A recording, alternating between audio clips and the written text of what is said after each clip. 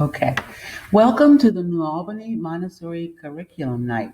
I am Micah Thompson, and I will be talking with you about the Montessori Practical Life area, which you can see by the title. It's an area designed to help the child do things independently. But before we proceed, I do want to mention that this area has seen the most modification in our following of COVID guidelines. Generally, most of these works would already be in the classroom, but we are holding off on any activity needing a sponge or a towel at this time.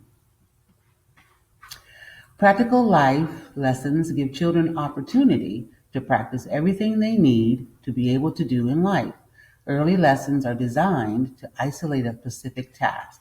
Giving children opportunity to practice just squeezing a sponge helps them to develop the coordination necessary when pouring activities are introduced, and they actually use a sponge to clean up the spill.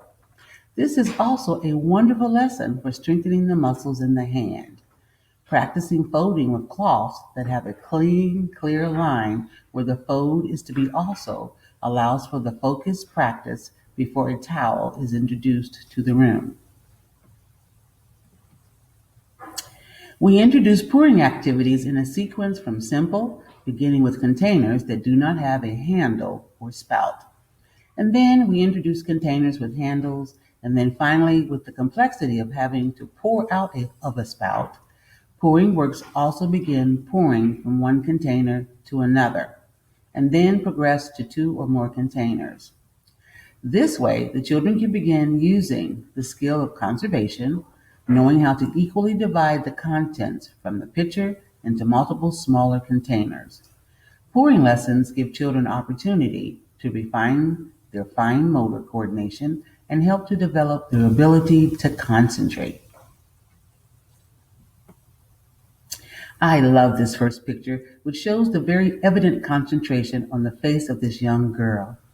Using small tools like eyedroppers or tongs can help the children develop coordination, but also the careful and purposeful handling of the materials develop body control as well.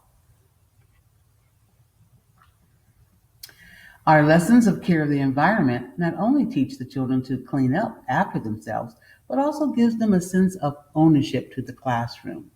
Children need to be allowed to make mistakes when trying a new skill or work.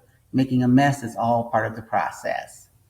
So sweeping, for instances, is not only a controlled lesson where we introduce how to collect a spill to one spot, but the broom and dustbin are used anytime throughout the day to clean up any pouring spill. Any lessons like table scrubbing, polishing, or dusting beyond the obvious objective of these lessons have multiple steps the children need to follow that help them remember to order a sequence of events. In the spring, we put out flower arranging and plant watering as extensions of science when we are learning about plants. Using real tools that are child-sized instead of something plastic gives the child an opportunity to use these items in a purposeful way. Hammering golf tees into a pumpkin provides the child and with the practice needed to control hitting the tee with the hammer before moving onto hammering nails into the wood. We have a wonderful lesson that allows a child to assemble a flashlight.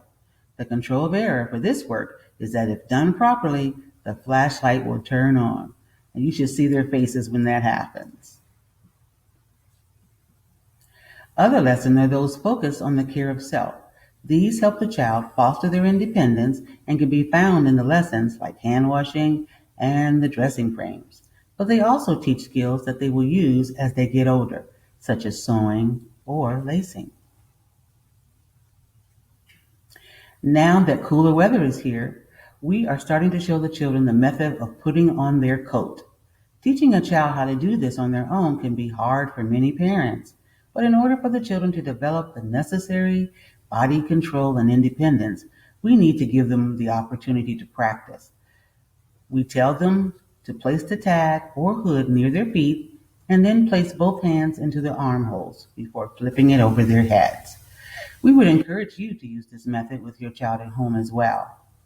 We also have a video of the student doing this coat flip on our Facebook page. Having the children put on their own shoes, zipping up their jackets, and teaching them how to turn a sleeve from inside out are all being practiced each day. Each room has a set of dressing frames that enable the children to practice the skill of buttoning, zipping, and tying, etc., independently. In addition to these, we often put out small sized articles of clothing for children to practice these skills on, aimed at facilitating movement around the classroom in an orderly manner, showing children how to push in and carry a chair, how to carry a mat, or roll them up also improves their gross motor skills. Walking on the line is another activity designed to improve the child's gross motor skills as well. We would first introduce walking on a rope so that the child can have the sensory experience of the rope under their feet before moving onto a tape on the floor, and then finally progressing to a balanced beam. Lessons of grace and courtesy are practiced throughout every day. These lessons help children learn to consider others and help our room develop into a peaceful community. The teachers will often model these skills, presenting them at circle for the children to learn independently. From your child's first visit, we show them how to push in their chair before picking up their work and return it to the shelf. We do this so the child won't trip up on the chair, but also so a chair is not sticking out and be in another person's way. We encourage children to help each other and to use our manners when we ask for help. I can't button my sweater. Can you please help me? And remember to say thank you after a friend or a teacher has provided help. When a child is interested in watching another child's work, we have them ask the child, "Do you mind if I watch?" If their friend agrees, they are shown to watch with their hands behind their backs so that they don't touch and disturb their friend's work. Giving children the proper words when they are upset helps to empower them when they are in a conflict. Not only are we helping them to express themselves, but we often provide a specific place in the room to talk when two friends aren't getting along. Table setting is a fun lesson too that not only teaches the child where the plates, cups, and utensils go, but is another opportunity to practice manners. The silence game can be played with the entire class or individually. This game requires stillness and quiet for a short period of time.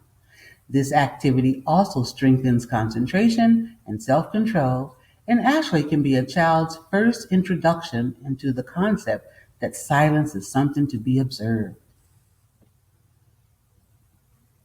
When we put together these lessons, we make them simple and practical so that the children can easily do them independently. Although I have spoken about the sequence that the pouring work is introduced, there is not a precise order that the children must use them. Children will go from a multi-step activity like polishing, complete that work, and then choose simple pouring. This gives them opportunity to be challenged and return to something they are very confident in doing throughout the day. Many of the practical life lessons can be structured to do in your home. Small pictures in the refrigerator will allow your child to help themselves when they are thirsty. On October 9th, we will be sending home a For Small Hands catalog. This is a fundraiser for the school, earning your child's classroom merchandise credits so we can purchase new materials, but it also enables you to support what your child is learning at school. Thank you for your time to learn more about the practical life area. Coming up next is Leah with the language curriculum.